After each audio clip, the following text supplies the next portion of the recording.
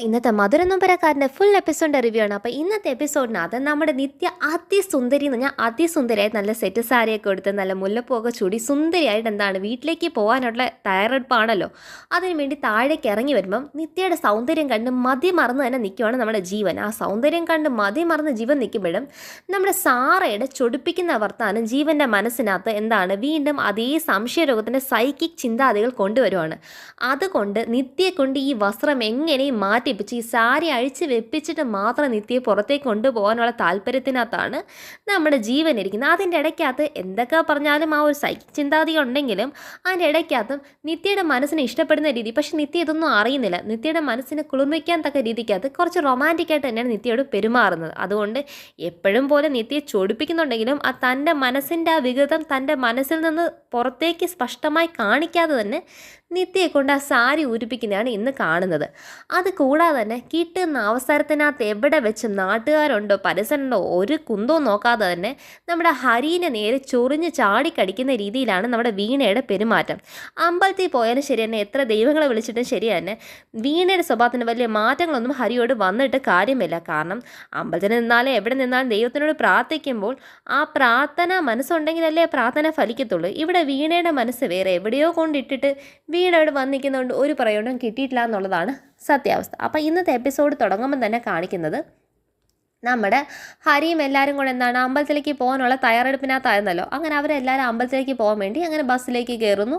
അങ്ങനെ അമ്പലത്തിലേക്ക് വന്നത് തൊഴുന്നതാണ് കാണിക്കുന്നത്. അങ്ങനെ തൊഴുതുകൊണ്ട് നിന്നിട്ട് കഴിയുമ്പോഴത്തേക്ക് എന്താണ് അവിടുത്തെ സംഘാടകരുണ്ടല്ലോ, അവർ പറയുന്നുണ്ട് എന്നാൽ എല്ലാവരും വേഗം എന്താണ് വണ്ടി കയറിയൊക്കെ വേഗം പോകാനുള്ള സമയം എന്ന് പറയുമ്പോഴത്തേക്ക് അപ്പോൾ എല്ലാവരും തിരിച്ച് പോകുവാണ്. അപ്പം തിരിച്ച് കയറുന്ന സമയത്തിലേക്ക് ആ ഒരു തിരക്കുണ്ടല്ലോ, ആ തിരക്കിനകത്ത് പെട്ടെന്ന് ഈ വീണയുടെ സ്വന്തം കാലിൽ തന്നെ തട്ടി എന്താണ് വീഴാനായിട്ട് അങ്ങോട്ടേക്ക് ആയുമ്പോഴത്തേക്ക് നമ്മുടെ ഹരി വീണയെ അങ്ങ് പിടിക്കുവാണ്. രക്ഷിക്കാനായി പിടിക്കുന്നത്, കാരണം ഗർഭിണിയും കൂടെ അല്ലേ, വീണ് പോയി ഒന്നും സംഭവിക്കണം എന്നുള്ള രീതിയിൽ പിടിക്കുമ്പോഴത്തേക്കും വീണ ഉടൻ തന്നെ ഹരിയെടുത്ത് അങ്ങ് ദേഷ്യപ്പെടുവാണ്.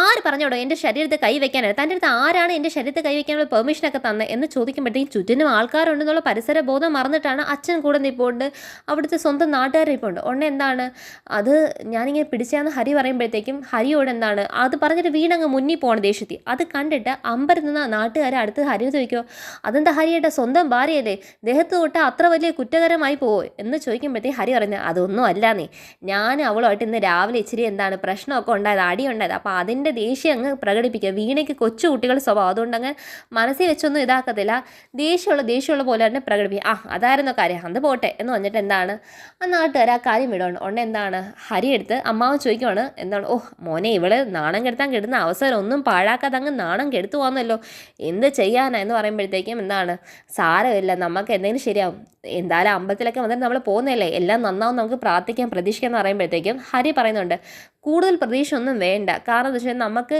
എപ്പോഴെങ്കിലും ഒരു നല്ലൊരു ചിരിയോ നല്ലൊരു മുഖഭാവോ കിട്ടിയാലായി കഴിഞ്ഞ് അതിൻ്റെ അപ്പുറത്തേക്കൊന്നും പ്രതീക്ഷകൾ നമുക്ക് വെക്കേണ്ട എന്ന് പറഞ്ഞിട്ട് എന്താണ് ഹരി എന്താണ് ആ ബസ്സിലേക്കും കയറുവാണ്. എല്ലാവരും ബസ്സിൽ കയറി ഇരുന്ന് കഴിയുമ്പോഴത്തേക്കും നമ്മുടെ ഈ എന്താണ് ഹരിയും കയറി കഴിഞ്ഞു, ഹരി കയറി, അതുപോലെ തന്നെ രാമകൃഷ്ണേട്ടനും കൂടെ കയറി കഴിഞ്ഞു. അതിന് മുന്നേ തന്നെ നമ്മുടെ വീണ കയറി അവിടെ എന്താണ് സീറ്റിനകത്ത് ഇരിക്കും. വീണയുടെ തൊട്ടിപ്പത്തെ സീറ്റ് എന്താണ് കാലിയായിട്ട് കിടക്കണം. അപ്പോഴത്തേക്ക് എന്താണ് അവിടെ ഉള്ള ആ നാട്ടുകാരെ പറയുന്നുണ്ട്, കാരണം ഇവർക്ക് തമ്മിൽ പിണക്കമല്ലേ, എന്നാൽ ഭാര്യ ഭർത്താക്കിൻ്റെ പിണക്കൊന്ന് മാറ്റാൻ വേണ്ടി ഹരിയായിട്ട് വീണ അടുത്ത് ഇരിക്കുന്നു പറയുമ്പോഴത്തേക്ക് എന്താണ് വീണ പറയുന്നത് എൻ്റെ അടുത്ത് ഇരിക്കേണ്ട, എൻ്റെ അടുത്ത് അച്ഛൻ ഇരുന്നാൽ മതി, അച്ഛാ ഇങ്ങോട്ടേക്ക് വന്ന് ഇരുന്നെന്ന് പറയുമ്പോഴത്തേക്കും വീണ്ടും അങ്ങ് എന്താണ് രാമകൃഷ്ണേട്ടൻ അയ്യടാന്നായി പോവാണ്. അതും അല്ല, അപ്പോഴത്തേക്ക് ഹരി എന്താണ് അതിന് ആർക്കും ഒരു ഇതല്ല, അല്ലെങ്കിൽ ഞാൻ അവരൊക്കെ കൂടെ ഇരിക്കാം, അവരുടെ കൂടെ ഇരിക്കുന്നതാണ് അതിൻ്റെ സന്തോഷം, അതിന് ത്രില്ലും, യാത്രയുടെ ത്രില്ല് അതാണല്ലോ എന്ന് പറഞ്ഞാൽ ഹരി അവിടെയും എന്താണ് വീണേനെയും ദേഷ്യപ്പെടാതെ, ഹരിക്ക് വിചാരിച്ചു കഴിഞ്ഞാൽ വീണയെ ഒന്ന് പറഞ്ഞാൽ വീണ എന്താണ് ചമ്മി നാറി അവിടെ നിലനിൽക്കേണ്ടി വരും. പക്ഷേ അതിന് ചെയ്യാതെ വീണ പറയുന്ന കാര്യങ്ങൾ കേട്ടിട്ടും വീണയുടെ അഭിമാനവും കാത്തു സൂക്ഷിച്ചുകൊണ്ട് തന്നെ നാട്ടുകാരോട് ഞാൻ നിങ്ങളുടെ കൂടെ ഇരിക്കുക, അതല്ലേ ആശ്വാസം, അതല്ലേ ഏറ്റവും എന്താണ് അടിപൊളിയൊക്കെ ഉണ്ടാകുന്നതെന്ന് പറഞ്ഞിട്ട് അവിടെ കയറി അങ്ങ് ഇരിക്കുവാണ്. അപ്പോഴത്തേക്കും വീണയുടെ ഇരുന്ന അച്ഛൻ പറയുവാണ് കൂടുതൽ കടന്ന് എന്താണ് ഒരു മനുഷ്യന് നാണം കെടുത്തതിന് ഒരു പരിധിയുണ്ട് കേട്ടോ, കൂടുതൽ നാട്ടുകാരെ മുന്നിൽ വെച്ചിട്ട് ഇങ്ങനത്തെ രീതിയിൽ നിന്റെ സ്വഭാവം മാറ്റിക്കണമെന്ന് പറയും. ഞാനാണോ ചെയ്തത്, എല്ലാം നാണം കെടാനെ തയ്യാറായിട്ട് ഇങ്ങോട്ടേക്ക് വന്നതല്ലേ, പിന്നെ എന്തിനാ ഇതൊക്കെ പറയുന്നത് എന്ന് അച്ഛൻ്റെ ചോദിക്കുമ്പം അച്ഛന് പിന്നെ ഒന്നും പറയാൻ പറ്റില്ല. പിന്നെ ഇവിടെ കാണിക്കുന്നത് നമ്മുടെ നിത്യയുടെ വീടാണ് കാണിക്കുന്നത്. നിത്യയുടെ വീട്ടിൽ നിത്യയുടെ അച്ഛൻ എന്താണ് ആ ചാരു കസേര ഇരിക്കുമ്പോഴത്തേക്കും വന്നല്ലോ സഹോദരൻ കയറി വന്നത്, അങ്ങനെ ഫുഡും കൊണ്ട് വന്നതല്ലോ. അപ്പോഴത്തേക്ക് പറയും ഇന്ന് വൈകിട്ടത്തെ പരിപാടി ക്ലബ്ബിലായതുകൊണ്ട് അവിടെ നിന്നായിരിക്കുമല്ലോ ഉച്ചത്തെ ഭക്ഷണമൊക്കെ, അതുകൊണ്ട് ഞാൻ ഉച്ചത്തേക്കൊന്നും കരുതിയിട്ടില്ല, ഞാൻ എന്താണ് ഏട്ടന് കഴിക്കാൻ വേണ്ടിയിട്ട് ഇപ്പോഴത്തേക്കുള്ള എന്താണ് ഭക്ഷണവും കൊണ്ടുവന്നിട്ടുണ്ട്, അതുപോലെ തന്നെ പായസം വെച്ചത് കൊണ്ടുവന്നിട്ടുണ്ട്. അവർ വരുമ്പം കൊടുക്കാമല്ലോ. പിന്നെ സുജാതയും കുടുംബമൊക്കെ വരുന്നതുകൊണ്ട് ഞങ്ങൾ ഇവിടെ നിൽക്കുന്നില്ല ഏട്ടാ എന്ന് പുള്ളിക്കാരൻ എന്താണ് പറയുമ്പോഴത്തേക്കും നിത്യയുടെ അച്ഛൻ പറയുവാണ്, എന്ത് ചെയ്യാൻ, എൻ്റെ ഒരു വിധിയാണ്. ചിലവരെ സന്തോഷിപ്പിക്കും, മറ്റു ചിലവരെ ദുഃഖിപ്പിക്കേണ്ടി വരുന്നുണ്ട്. എല്ലാത്തിനും ഒരു അവസാനം ഉണ്ടാക്കണം. എന്തായാലും സുജാതയും എന്താണ് രഘുവിനൊക്കെ എന്തായാലും വിവരമുള്ള ആൾക്കാരാണ്, കാര്യങ്ങൾ പറഞ്ഞാൽ മനസ്സിലാവും. എല്ലാ തെറ്റിദ്ധാരണകളും മാറ്റിയെടുക്കണം. എന്നാലേ ഇനി അങ്ങോട്ടേക്ക് എന്താണ് കൂടുതൽ നാളുടെ ഓട്ടം ഒന്നും ജീവിതത്തിലേക്കില്ല. അപ്പോഴത്തേക്കും എല്ലാ പ്രശ്നവും തീർത്ത് എൻ്റെ ആവശ്യങ്ങൾക്കെല്ലാം എല്ലാവരും എൻ്റെ കൂടെ നിൽക്കുന്ന രീതിയിലേക്ക് ആക്കി മാറ്റണം എന്ന് പറയുമ്പോഴത്തേക്കും ഈ പറയുന്ന എന്താണ് നിത്യയുടെ അച്ഛൻ്റെ സഹോദരൻ എന്താണ് ഇളയച്ചൻ കരയുവാണ്. കരയുമ്പോഴത്തേക്ക് എന്താണ് പറയുക, എടാ നീ നിൻ്റെ മക്കളൊക്കെ വലുതായി, ഇനി അവരൊക്കെ കാര്യം നോക്കി അവർ പറയുന്ന കേട്ട് വേണ്ടി ജീവിക്കാൻ. ഇപ്പോഴേ നീ ഈ കരച്ചിലും കാര്യങ്ങളൊക്കെ ഇപ്പോഴും കുട്ടികളെ മാറിയില്ല, ഇപ്പോഴും സങ്കടവും കരച്ചിലും അങ്ങ് ഇതാണ്. നിനക്കുള്ള പോലെ തന്നെ നിൻ്റെ കാര്യത്തിൽ എനിക്കും സങ്കടമുണ്ട്, നീയായിട്ട് സഹകരിക്കണം എന്നുള്ള സങ്കടം എനിക്കും ഉണ്ട്. അപ്പോൾ അതൊക്കെ പറഞ്ഞ് ഇന്നത്തെ അവരുടെ വരവിൽ അത് തിരുത്തണമെന്ന് പുള്ളിക്കാരൻ തീരുമാനം എടുക്കുന്നുണ്ട്. അപ്പം അതും കൂടെയാണ് അവിടെ കാണിക്കുന്നത്. അപ്പോഴത്തേക്ക് അതൊന്നും ആവശ്യമില്ല വന്നിട്ട് ഒരു മുണ്ട് ഷർട്ടും എടുത്ത് എന്താണ് അങ്ങ് കൊടുക്കുമ്പോഴത്തേക്ക് നിത്യയുടെ അച്ഛൻ വിളിച്ചിട്ട്, നിനക്ക് വേറെ പണിയൊന്നും ഇല്ലേടാ എന്ന് പറയുമ്പോൾ, പണിയും ജോലിയൊക്കെ ഇഷ്ടം പോലെ ഉണ്ട് ഏട്ടാ, പക്ഷേ എന്നാലും എനിക്ക് ഒറ്റൊരു ഏട്ടനല്ലേ ഉള്ളൂ. ഇന്ന് അല്ലെങ്കിൽ തന്നെ നമ്മുടെ ഏട്ടത്തിയുടെ പേരിൽ നടത്തുന്ന ഒരു ചടങ്ങും അതിൻ്റെ പേരിനകത്ത് കൊടുക്കുന്ന ഒരു സമ്മാനദാനമൊക്കെ അല്ലേ. അപ്പം ആ ചടങ്ങിന് എന്താണ് ഞാൻ എടുത്തു തരുന്ന ഈ ഷർട്ടും മുണ്ട് ഇട്ടിട്ട് തന്നെ ചേട്ടൻ പോയാൽ മതി എന്ന് പറയുമ്പോഴത്തേക്ക് ഇവൻ്റെ ഒരു കാര്യം എന്ന് പറഞ്ഞ് പുള്ളിക്കാരൻ ചിരിഞ്ഞു പോവാണ്. അങ്ങനെ എങ്ങനെയെങ്കിലും സുജാതയും കാര്യങ്ങൾ വരുമ്പോഴത്തേക്ക് ഇത് സംസാരിക്കാം. അപ്പം ഞാൻ ഇവിടെ പായസം വെച്ചേക്കാം. നിങ്ങൾക്കൊരു കാര്യം അറിയോ, ഒരു തമാശ സംഭവിച്ചു. ഞാനാണെങ്കിൽ അവരൊക്കെ വരുമല്ലേ, എന്തെങ്കിലും പാചകം ഉണ്ടാക്കാമെന്ന് പറഞ്ഞാൽ ഞാൻ അടുക്കളയിൽ കയറി കുറച്ച് നേരം പരിധിയൊക്കെ നിന്ന് നോക്കിയിട്ട് എനിക്കൊന്നും കത്താതായപ്പോൾ ഞാൻ പിന്നെ ഇവിടെ വന്നങ്ങ് കിടന്ന് അതിനെന്താ. അപ്പോൾ ഒരു കാര്യം ചെയ്യും, ഈ പായസം ഏട്ടൻ അവർക്ക് വേണ്ടി വെച്ചെന്ന് പറയാം. അപ്പോൾ അവർക്ക് കുറച്ചും കൂടെ സന്തോഷമാണെന്ന് പറയുന്നത്. എന്നാൽ നീ ആ പായസം കൊണ്ടുവന്ന് അടുക്കളയിൽ വെക്കുന്ന പറഞ്ഞിട്ട് കൊണ്ടുവയ്ക്കുകയാണ്. പിന്നെ കാണിക്കുന്ന നമ്മുടെ നേരെ എന്താണ് നിത്യയുടെ ഭർത്തൃ വീടാണ്. അതായത് നിത്യയുടെ വീടിനകത്ത് ജീവൻ്റെ വീടാണ് കാണിക്കുന്നത്. അപ്പോഴത്തേക്കും എന്താണ് നേരെ ജ്യോതിയും അച്ഛനും എല്ലാവരും സംസാരിച്ചുകൊണ്ടിരിക്കുന്നത്. അന്നേരം ജ്യോതി ഒന്ന് ചോദിക്കുക, ചേട്ടൻ ചോദിക്കുക, ചേട്ടൻ എന്തോ ഏട്ടത്തിയുടെ വീട്ടിൽ പോകുന്നതിനകത്ത് എത്ര വലിയ സന്തോഷമൊന്നുമില്ല, അങ്ങോട്ടേക്ക് പോകുന്നതിന് നാട്ടിൽ പോകുമല്ലേ, സന്തോഷമൊന്നുമില്ല ചോദിക്കുമ്പോൾ, സന്തോഷമൊന്നും ഇല്ലാന്നൊന്നുമില്ല, വേറെ പണിയില്ല, ഈ നിത്യയുടെ അച്ഛന് വട്ടാണ്, ആരെങ്കിലും എന്താണ് ഈ ഇങ്ങനത്തെ സമാധാനത്തിനും കാര്യത്തിനൊക്കെ വേണ്ടി ഇവിടുന്ന് വിളിച്ച് വരുത്തുമോ, അല്ലെങ്കിൽ തന്നെ ഒരു വായനശാലയുടെ ഒരു പരിപാടിയല്ലേ, അതിന് വേണ്ടിയിട്ടാണ് ഇത്രയും വലിയ രീതിക്കകത്ത് പോകണമെന്ന് ചോദിക്കുമ്പോഴത്തേക്കും അത് ഏട്ടത്തിയുടെ അമ്മയുടെ പേര് നടത്തുന്നില്ല. എന്തൊക്കെ പറഞ്ഞാലും ശരി തന്നെ, ഏട്ടൻ അല്ലെങ്കിൽ എന്ത് ചെറിയ കാര്യം നീ വലുതാണെങ്കിൽ അതിനകത്തെല്ലാം എന്തെങ്കിലും ഒരു കുറ്റം കണ്ടുപിടിക്കാതെ ഇരിക്കാൻ പറ്റത്തില്ലോ, അത് ഏട്ടൻ്റെ സ്വഭാവം അതല്ലെന്ന് പറയുമ്പോഴത്തേക്ക് നീ കുള്ളിങ്ങോടി പറയണമെന്ന് പറഞ്ഞ് വരുമ്പോഴത്തേക്കും നേരെ വീട്ടിലേക്ക് എന്താണ് സാറ കയറി വരുവാണ്. അപ്പോഴത്തേക്കും നമ്മുടെ സുജാതയെ വന്ന്, സാറോളോ ഇതെപ്പം വന്ന്, നീ ഒരു മുന്നറിയിപ്പ് എന്നല്ലോ, നിങ്ങളെല്ലാവരും എങ്ങോട്ടേക്ക് പോകാൻ തോന്നുന്നല്ലോ. അപ്പോഴത്തേക്ക് ഞങ്ങളെല്ലാം നിത്യമോട്ടിലെ വീട്ടിലേക്ക് പോകണം. അയ്യോ അപ്പം ഞാൻ വന്നത് തെറ്റായ സമയത്തായല്ലോ, അല്ലെങ്കിൽ നേരത്തെ പറഞ്ഞെങ്കിൽ എനിക്കും കൂടെ വരാം. അതിനെന്താ ഇപ്പോഴും സമയമുള്ളൂ, മോള് പോയി ഒരുങ്ങ്, നമുക്ക് എല്ലാവർക്കും കൂടെ ഒരുമിച്ച് നിത്യയുടെ വീട്ടിൽ പോകുന്ന പറയുമ്പോഴത്തേക്കും എന്താണ് ശരവണാണ് പറയുന്നത്, എന്തായാലും നിത്യ മാഡത്തിൻ്റെ വീട്ടിലേക്ക് പോവുകയാണ്, അവിടുത്തെ വിശേഷം ഉണ്ടെന്ന് പറയുമ്പോഴത്തേക്കും സാറയും ഒരുങ്ങാനായിട്ട് തയ്യാറെടുക്കുന്നുണ്ടോ എന്ന് നമുക്കറിയത്തില്ല. സാറ് എന്താണ് പോകാൻ വേണ്ടിയിട്ട് വിളിച്ചിട്ടുണ്ട്. അപ്പോഴത്തേക്ക് എല്ലാം സന്തോഷമായിട്ട് നിൽക്കുമ്പോഴത്തേക്കും ജീവൻ ഇത് സാർ എന്താണ് കുശലം ചോദിക്കുവാണ്, സംസാരിക്കുവാണ്. ജീവൻ്റെ പ്രകൃതവും സ്വഭാവമൊന്നും വലിയ മാറ്റങ്ങളൊന്നും ഇല്ലല്ലോ, അതിൻ്റെ അത് സാറയ്ക്ക് ഇതൊരു സന്തോഷമുണ്ട്. അങ്ങനെ ഇവർ സംസാരിച്ചു നിൽക്കുമ്പോഴാണ് മേളത്തെ നിലയിൽ നിന്ന് നമ്മുടെ നിത്യ അതിസുന്ദരിയെ സെറ്റ് സാരിയെ കൊടുത്ത് താഴേക്ക് ഇറങ്ങി വന്നത്. നിത്യയെ കണ്ണെടുക്കാതെ നോക്കി നിൽക്കുന്ന നമ്മുടെ എന്താണ് ജീവനെ കണ്ടിട്ട് സാറയ്ക്ക് എത്ര സുഖിച്ചില്ല. എന്നാൽ ഇപ്പം ഞാൻ ശരിയാക്കി തരാമെന്നുള്ള മട്ടിനകത്ത്, കാരണം ഇവൻ്റെ യഥാർത്ഥ സ്വഭാവം പുറത്ത് ചാടിക്കണമല്ലോ. അപ്പം അപ്പോഴത്തേക്ക് എന്താണ് നിത്യ അടിപൊളിയായിട്ടുള്ള, നിത്യയ്ക്ക് ഈ വേഷം അടിപൊളിയായിട്ട് ഇണങ്ങുന്നുണ്ട്. എന്ത് അടിപൊളിയായിട്ടാണ് സാരിയൊക്കെ കൊടുത്തിരിക്കുന്നത്, ബ്ലൗസ് കൊള്ളാമല്ലോ, ബ്ലൗസ് എവിടെ നിന്ന് സ്റ്റിച്ച് ചെയ്ത് കിട്ടിയതാ. അപ്പോഴത്തേക്കും ഒരു സ്റ്റിച്ച് ചെയ്ത് തന്ന കടക്കാരൻ്റെ പേര് പറയുന്നുണ്ട്. അപ്പം അതൊരു മെയിൽ ടൈലറാണല്ലോ, അപ്പം ടൈലറിൻ്റെ പേരൊക്കെ പറയുമ്പോൾ അല്ലെങ്കിൽ ഈ തയ്യക്കാരന്മാർക്കൊക്കെ അങ്ങനെയാണ്, പെണ്ണുങ്ങളുടെ മനസ്സറിഞ്ഞ് തയ്ക്കാൻ അറിയാം. ബ്ലൗസിൻ്റെ സ്റ്റിച്ചിങ് കൊള്ളാമല്ലോ, എങ്ങനെയാണ് ഇത്, ബാക്ക് ഓപ്പൺ ആണോ, ബാക്ക് ഓപ്പൺ ഒക്കെ അടിപൊളിയാണ്.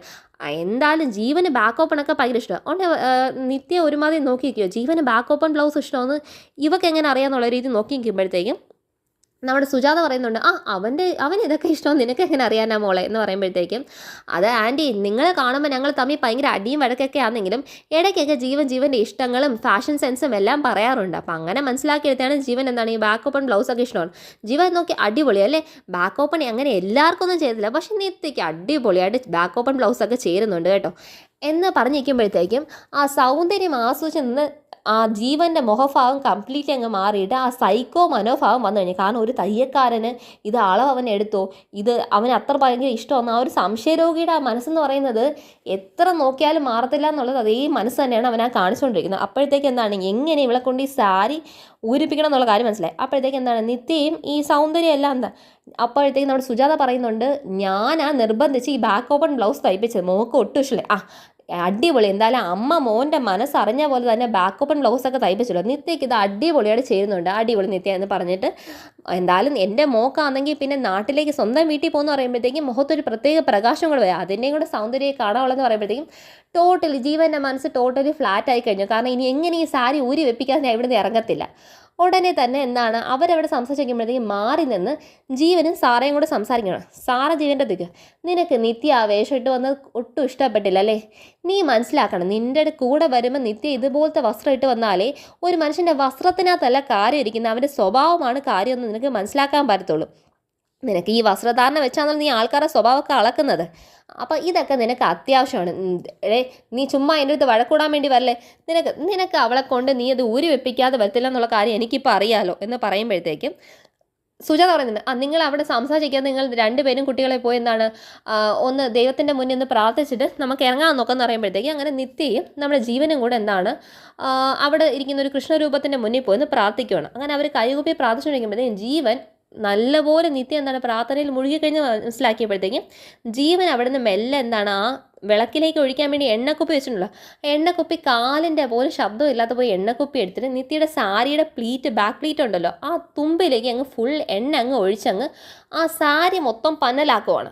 എന്നിട്ട് മെല്ലെ ആ എണ്ണ വീണ്ടും അവിടെ കൊണ്ടുവച്ചിട്ട് അടുത്തൊരു എണ്ണയും കൂടെ എടുത്ത് എന്താണ് അങ്ങ് ഒഴിക്കുവാണ്. ഈ എണ്ണയൊക്കെ ഒഴിച്ച് കഴിഞ്ഞിട്ട് വീണ്ടും അങ്ങനെ ഒന്നും അറിയാത്തോട്ട് പ്രാർത്ഥിച്ചു നിന്നിട്ട് നിത്യ എന്താണ് എന്നാൽ ജീവൻ നമുക്ക് ഇറങ്ങാമെന്ന് പറയുമ്പോഴത്തേക്കും കറക്റ്റ് എന്താണ് നിത്യയുടെ കാലങ്ങ് തെന്നി നിത്യ അങ്ങ് സ്ലിപ്പാവുകയാണ്. കാരണം എണ്ണയാണെന്നല്ലോ, കാരണം തുമ്പിലിട്ടപ്പോൾ ആ തുമ്പിലെ എണ്ണ തറയിലും കൂടെ വീണ് അങ്ങനെ എന്താണ് നിത്യ അങ്ങ് സ്ലിപ്പാകുമ്പോഴത്തേക്കും ജീവൻ കയറി പിടിച്ചിട്ട് അയ്യോ ആര് എണ്ണ തട്ടി എന്താണ് എണ്ണ തെന്നിയതാന്ന് പറയുമ്പോഴത്തേക്കും എന്തുണ്ടെങ്കിലും ഞാനുണ്ടല്ലോ എന്ന് പറയുമ്പോൾ നിത്യയ്ക്ക് അതൊരു സന്തോഷമാവുന്നുണ്ട്. എന്ത് വന്നാലും എന്താണ് കൂടെ നിൽക്കാൻ വേണ്ടി ഞാനുണ്ടല്ലോ എന്ന് പറഞ്ഞു കഴിയുമ്പം നിത്യയ്ക്ക് ഭയങ്കര സന്തോഷമാവുകയാണ്. കാരണം എൻ്റെ ഭർത്താവിന് എൻ്റെ അടുത്ത് സ്നേഹമുണ്ടല്ലോ, എപ്പോഴും ഈ കാടൻകുച്ച സ്വഭാവം മാത്രമല്ല ഇങ്ങനത്തെ ഒരു സ്നേഹമുള്ള മുഖഭാവം കൂടെ ഭർത്താവിനുണ്ടല്ലോ എന്നുള്ളതിനാണ് സ്നേഹം.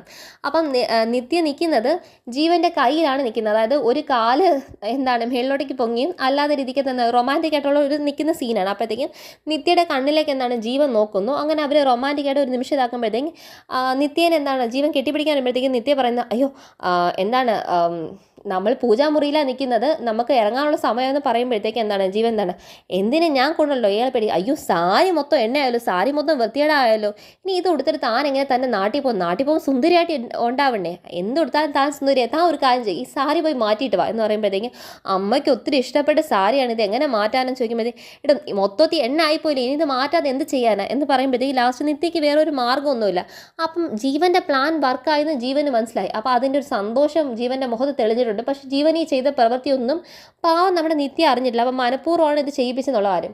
അങ്ങനെ നിത്യ എന്താണ് മേളിലേക്ക് പോയി സാരി മാറ്റാനായിട്ട് പോകുന്നതും ഇതെല്ലാം താൻ എണ്ണ ഒഴിച്ചതും കാര്യങ്ങളൊക്കെ ആലോചിച്ച് നല്ല ഗൂഢമായ ചിരിയും കൊണ്ട് അവിടെ നിൽക്കുന്ന നമ്മുടെ ജീവനെ കാണിച്ചാണ് ഇന്നത്തെ സീരിയൽ എൻ്റെ എതിരീത്. അപ്പോൾ ഇതാണ് ഇന്നത്തെ സീരിയൽ റിവ്യൂ. എല്ലാവർക്കും ഇഷ്ടപ്പെട്ടു ചോദിക്കുക, എല്ലാം ലൈക്ക് ചെയ്യുക, ഷെയർ ചെയ്യുക, കമൻറ്റ് ചെയ്യുക, സബ്സ്ക്രൈബ് ചെയ്യുക. താങ്ക്